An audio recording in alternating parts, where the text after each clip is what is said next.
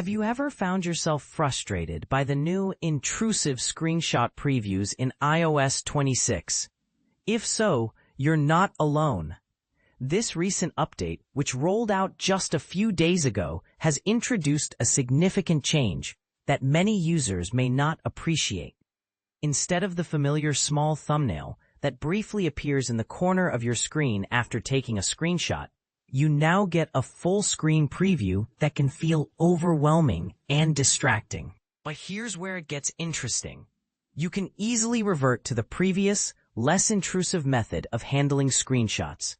Andrew Lazeski, a seasoned tech reporter with a passion for gadgets that dates back to his childhood, highlights this change in his coverage.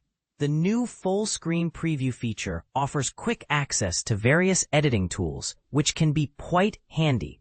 However, the downside is that it takes over your entire screen, making it less convenient for those who prefer a more subtle approach. Fortunately, as noted by 9to5Mac, there's a straightforward way to disable this feature and return to the old thumbnail style. To make this adjustment, simply open the Settings app on your iPhone.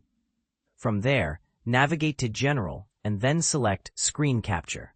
At the top of this page, you'll find a toggle labeled Full Screen Previews.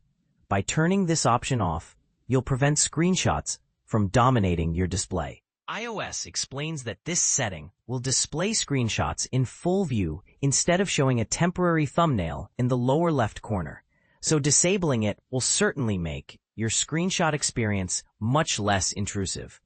It's important to note that turning off this feature doesn't completely eliminate the full-screen previews.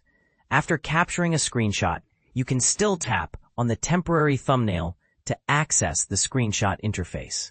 This allows you to crop or annotate your image, search for similar pictures using Google, or even ask ChatGPT for more information about the content.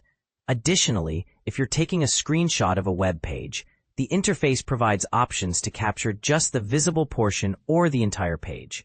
What do you think about this change? Do you prefer the new full-screen previews, or do you find them more of a nuisance?